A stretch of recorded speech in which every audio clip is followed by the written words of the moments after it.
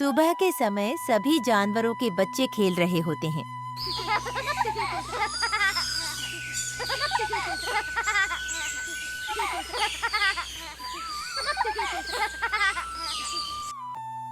लेकिन हमारे शराबी साहब अपनी गुफा में खर्राटे मार रहे हैं।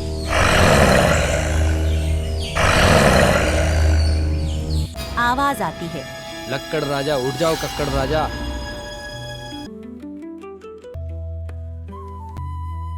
लक्कड़ शेर बोलता है, कौन है कौन है कौन है?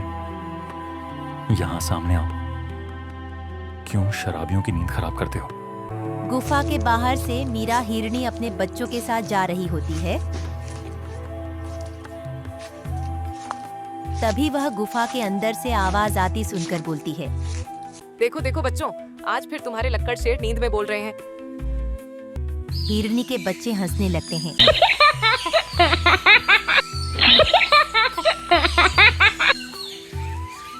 सभी जानवर एक मुख्य पेड़ के पास खड़े होकर लक्कड़ शेर के बारे में बोलते हैं। गोलू बंदर बोलता है, जिस तरह से कक्कड़ शेर टल्ली होकर पड़ा रहता है, अगर इसी तरह चलता रहा तो हमारा जंगल ज्यादा टाइम सुरक्षित नहीं रह पाएगा। गोलू बंदर की बात सुनकर मोटू हाथी बोलता है, हाँ हाँ भाइयों, गोलू बंदर ने ठीक कहा, हमें कुछ ना कुछ तो करना पड़ेगा। अभी दो शिकारी राकेश और उसका साथी बल्लू जंगल में आते हैं।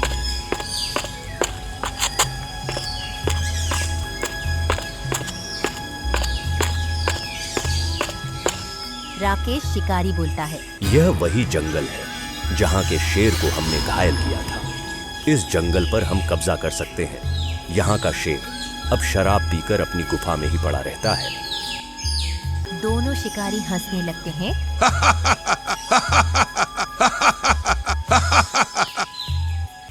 गोलू बंदर बोलता है, हमें कक्कड़ शेर का कुछ ना कुछ तो करना पड़ेगा। भाइयों, हमें कुछ सुझाव सूचना पड़ेगा। मोटू हाथी बोलता है, हमारे जंगल में जो बाबा जंगलनाथ जी रहते हैं, हम उनसे कुछ सुझाव लेकर आते हैं। सभी जानवर जंगलनाथ के घर की ओर बढ़ते हैं।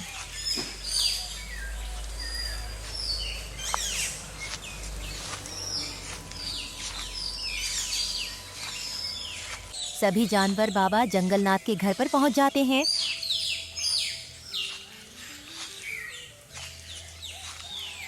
जंगल के जानवरों को आता देख बाबा जंगलनाथ बोलता है, बच्चों, जो तुम जानने आए हो वह तुम सुनो। तुम्हें मुझसे नहीं कक्कड़ शेर से पूछना चाहिए कि उसके साथ क्या हुआ था और क्या नहीं। उसके बाद ही तुम्हें पता चल पाएगा कि उसे कैसे ठीक किया जा सकता है। मीरा हिरनी बोलती है, चलो चलो भाइयों, सभी मिलकर कक्कड़ भाई से बात करते हैं और पूछते हैं कि उनके साथ क्या हुआ था कि वह ऐसे शराबी बन गए। बाबा जंगलनाथ मुस्कुराते हैं। सभी जानवर शेर लक्कड़ की गुफा पर पहुंच जाते हैं। शेर लक्कड़ उदास बैठा हुआ था। जानवरों को आता देख लक्कड़ शेर खड़ा हो जाता है। लक्कड़ शेर के पास जाकर गोलू बंदर बोलता है, कक्कड़ भाई, आज आप हमें बता ही दीजिए कि आपके साथ ऐसा क्या हुआ था कि आप इतने दुखी रहते हो और सारा दिन लक्कड़ टली शेर होकर गोलू पड़े बंदर रहते की हो। आवाज सुनकर रोने लगता है और फिर बताता है,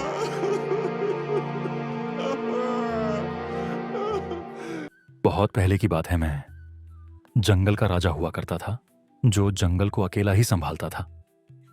एक दिन दो शिकारी आए और मेरे पर उन्होंने हमला किया और उसके बाद